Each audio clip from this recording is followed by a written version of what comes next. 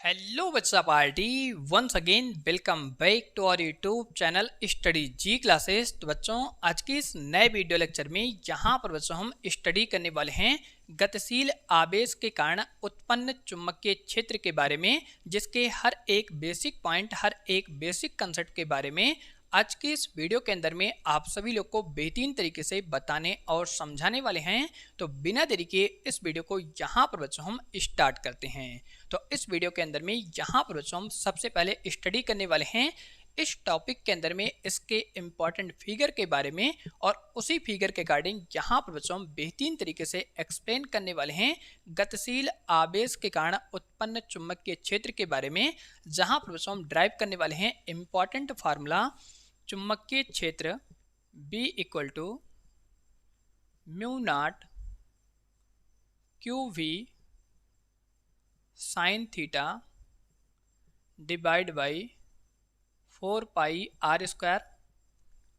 इस फार्मूले का डेरिवेशन करने के लिए यहाँ पर बच्चों हम तीन इम्पॉर्टेंट फार्मूले का यूज़ करने वाले हैं, जहाँ पर आपका सबसे पहला इम्पॉर्टेंट फार्मूला होता है बायो सावर्ट का। यहाँ से बच्चों आपका फार्मूला चलता है B equal to mu naught ideal sine theta divide by 4 pi R square. दूसरा फार्मूला यहाँ से बच्चों आपका विद्युत धारा का होने वाला है, जहाँ पर आप सभी लोग बेहतरीन तरीके से जानते हैं विद्युत धारा का यहाँ से आपका फार्मूला चलता है I equal to Q by T.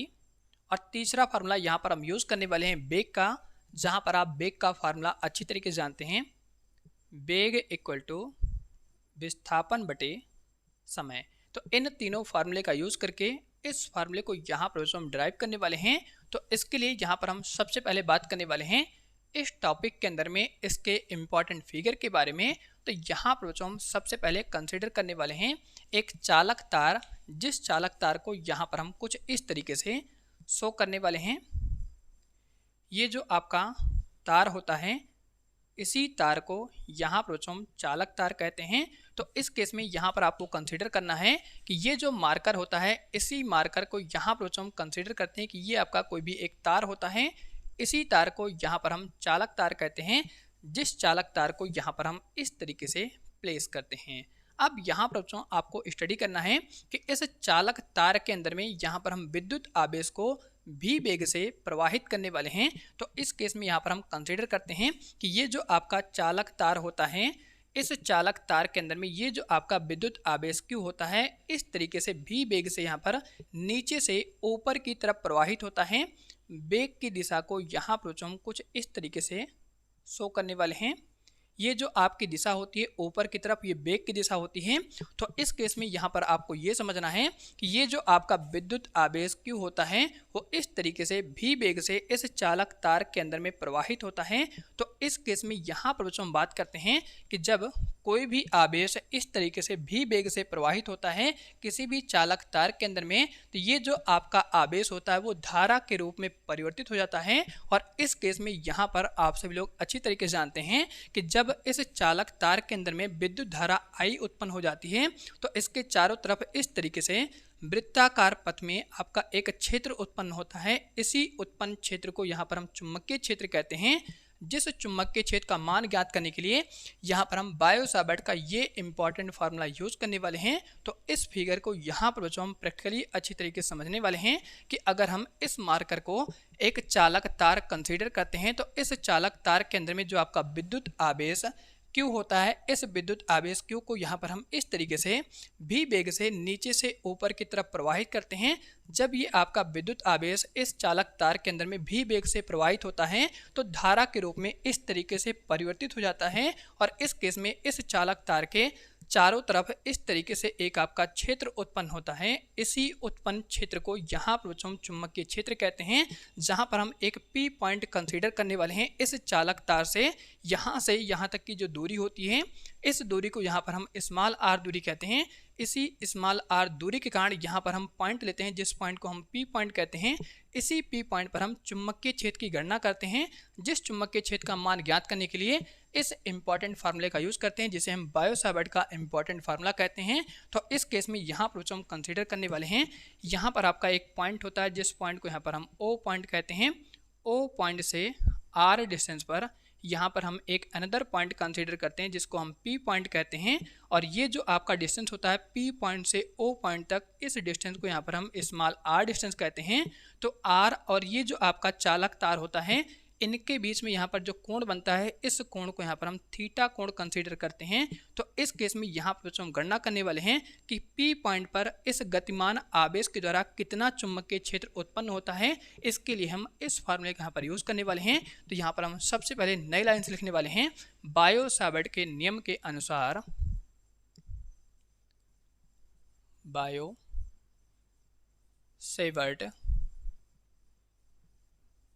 के नियम अनुसार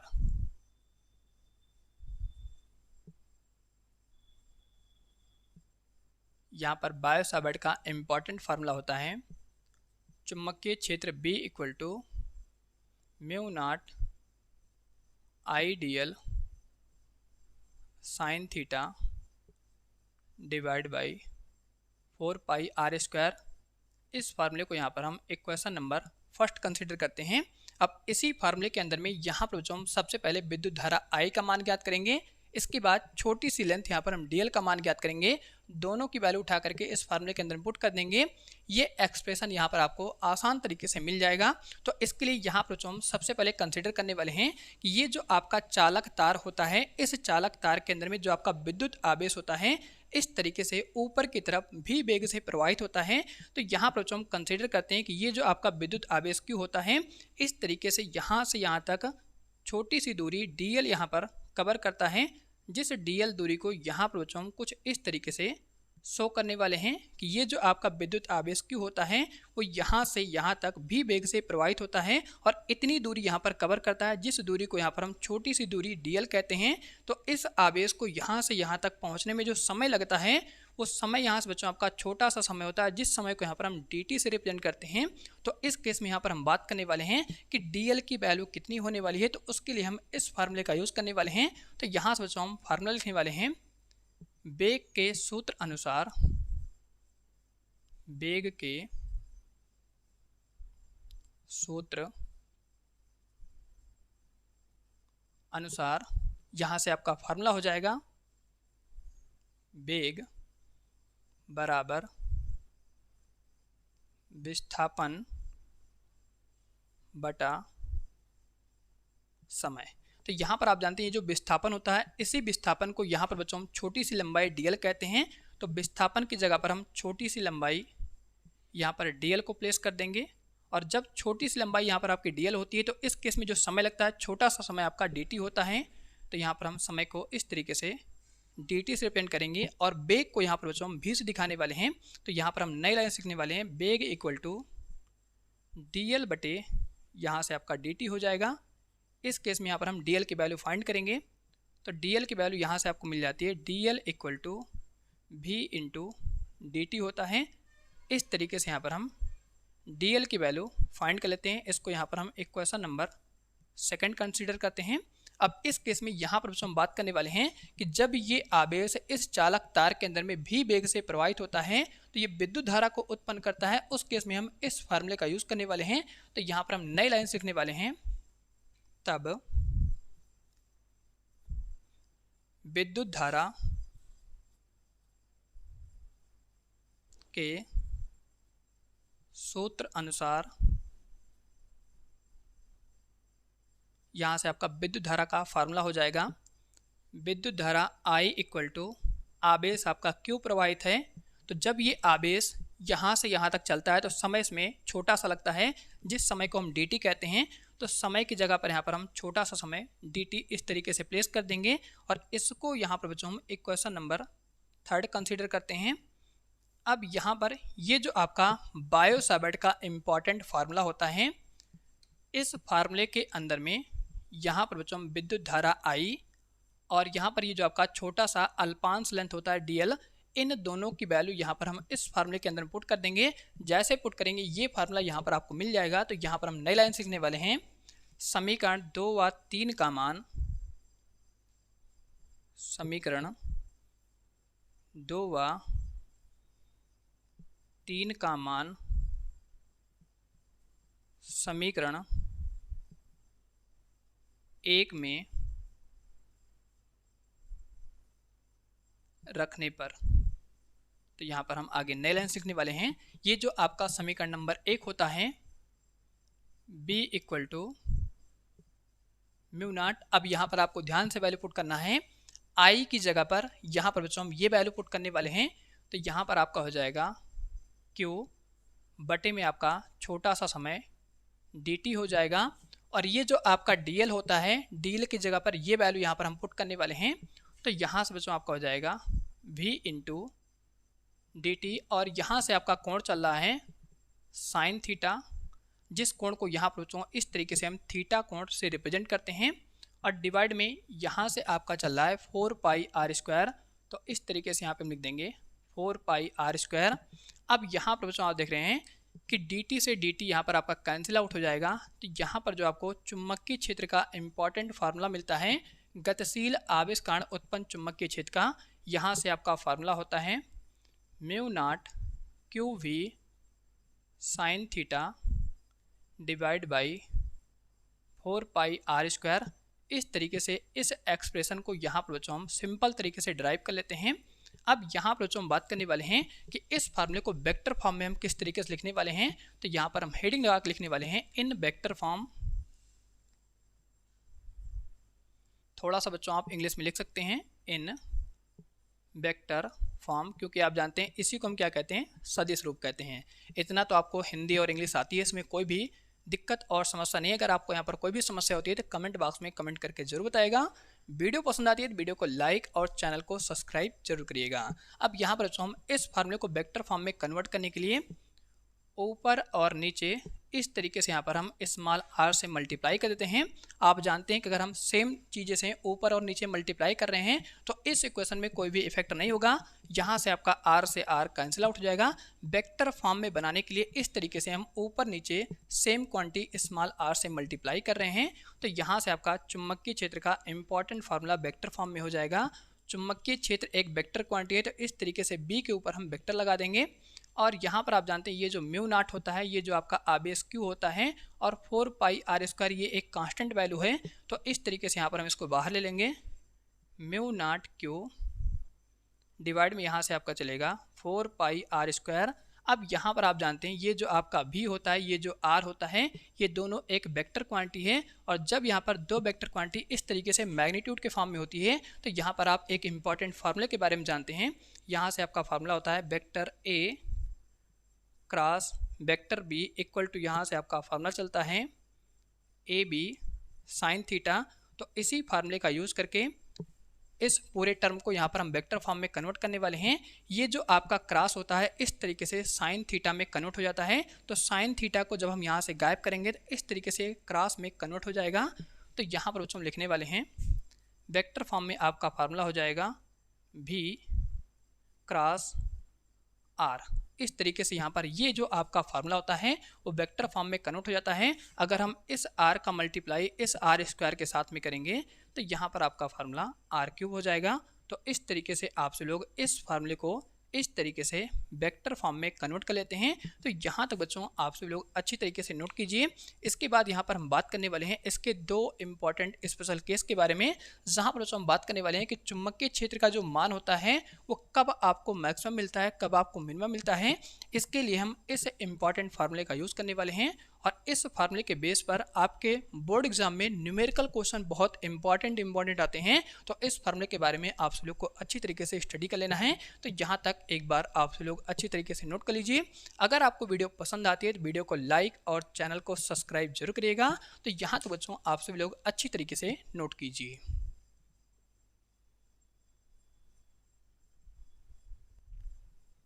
तो यहाँ पर बच्चों आप सभी लोगों ने अच्छी तरीके से यहाँ तक नोट कर लिया होगा। अब यहाँ पर बच्चों हम सबसे पहले इधर साइड स्पेस करते हैं और स्पेस करने के बाद आपको बताते हैं कि चुंबकीय क्षेत्र का मान आप इस फार्मूले के अकॉर्डिंग किस तरीके से मैक्सिमम और मिनिमम वैल्यू यहाँ पर फाइंड कर सकते हैं।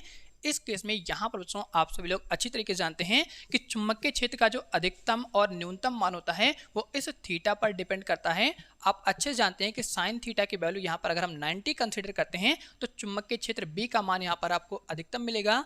अगर हम यहाँ पर थीटा का मान 0 डिग्री या 180 डिग्री यहाँ पर कंसीडर करते हैं तो बी का मान यहाँ पर आपको न्यूनतम मिलता है। तो इन्हीं दोनों स्पेशल केस के बारे में यहाँ पर हम स्टडी करने वाले हैं। इधर साइड यहाँ पर बच्चों हम स्पेस करते हैं।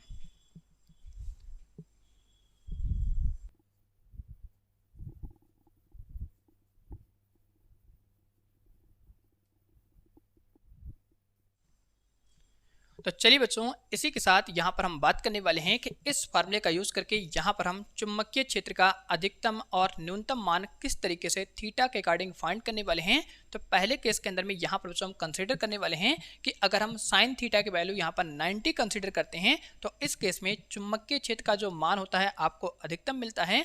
तो पहला इंपॉर्टेंट स्पेशल केस यहाँ से बच्चों आपका होता है, यदि थीटा बराबर अगर हम 90 डिग्री कंसीडर करते हैं तो इस केस में आप सभी लोग अच्छी तरीके से जानते हैं साइन 90 की यहाँ पर जो मैक्सिमम वैल्यू होती है 1 के बराबर होती है और इस केस में चुंबकीय क्षेत्र का मान आपको अधिकतम मिलता है जिसको हम बी मैक्स यहाँ पर कहते हैं। तो बी मैक्स की वैल्यू इस फार्मूले के अकॉर्डिंग यहाँ पर हम फाइंड करने वाले हैं। तो यहाँ से आपका फार्मूला हो जाएगा B max equal to mu naught Q V, यहाँ पर हम साइन थीटा की जगह पर 90 पुट करेंगे और यहाँ से आपका फार्मूला चल रहा है 4 पाई आर स्क्वायर। साइन 90 की वैल्यू यहाँ से आप जानते हैं 1 होता है। तो यहाँ पर आपको बी मैक्स की वैल्यू मिल जाती है म्यू नॉट क्यू वी और डिवाइड में यहाँ से आपका चलता है 4 पाई आर स्क्वायर। अगर हम यहाँ पर साइन 90 की वैल्यू 1 पुट करते हैं तो 1 से अगर हम इस पूरे को गुणा करेंगे तो इसमें कोई इफेक्ट नहीं होगा। तो यही जो आपकी वैल्यू होती है चुंबकीय क्षेत्र की अधिकतम वैल्यू होती है। इसी टाइप से यहाँ पर हम बात करने वाले हैं इसके सेकंड केस के बारे में। तो इस केस में यहाँ पर हम कंसिडर करने वाले हैं यदि थीटा बराबर 0 डिग्री या 180 डिग्री होता है तो इस केस में आप सभी लोग अच्छी तरीके से जानते हैं साइन 0 की वैल्यू यहाँ पर 0 होती है, या करके यहाँ पर आप लिख सकते हैं साइन 180 डिग्री की यहाँ पर जो वैल्यू होती है वो 0 के बराबर होती है। इस केस में चुंबकीय क्षेत्र का मान आपको न्यूनतम मिलता है जिसको यहाँ पर हम बी मिनिमम से रिप्रेजेंट करते हैं। तो इस केस में यहाँ पर हम इसकी वैल्यू फाइंड करने वाले हैं। तो इस फार्मूले का यहाँ पर हम यूज़ करने वाले हैं। तो यहाँ पर हम लिखेंगे बी मिनिमम इक्वल टू, यहाँ से आपका फार्मूला हो जाएगा म्यू नॉट क्यू वी और यहाँ पर हम साइन की जगह पर दोनों में से कोई भी एक वैल्यू पुट कर देंगे। तो यहाँ पर हम 0 डिग्री कंसीडर करते हैं, डिवाइड में यहाँ से आपका चलेगा 4 पाई आर स्क्वायर। आप जानते हैं साइन 0 की यहाँ पर जो वैल्यू होती है वो इस तरीके से 0 के बराबर होती है। तो ये पूरा टर्म यहाँ पर आपका 0 हो जाएगा। तो न्यूनतम चुंबकीय क्षेत्र का यहाँ पर आपको मान मिल जाता है बी मिनिमम इक्वल टू 0। तो इस तरीके से यहाँ पर आप अधिकतम मान और न्यूनतम मान इस फार्मूले के अकॉर्डिंग अच्छी तरीके से फाइंड कर लेते हैं। तो इसी के साथ ये जो आपका टॉपिक होता है अच्छी तरीके से कंप्लीट हो जाता है। अगर आप सभी लोग को आज की वीडियो पसंद आती है तो वीडियो को लाइक और चैनल को सब्सक्राइब जरूर करिएगा। तो यहाँ तक बच्चों आप सभी लोग अच्छी तरीके से नोट कर लीजिए। अगर आप सभी लोग को किसी भी पॉइंट में या किसी भी स्टेप में कोई भी समस्या दिक्कत होती है तो कमेंट बॉक्स में कमेंट करके जरूर बताइएगा। इसी के साथ इस वीडियो को इसी पे एंड करते हैं। मिलते हैं आप सभी लोगों से बहुत जल्द अगले वीडियो लेक्चर के साथ में।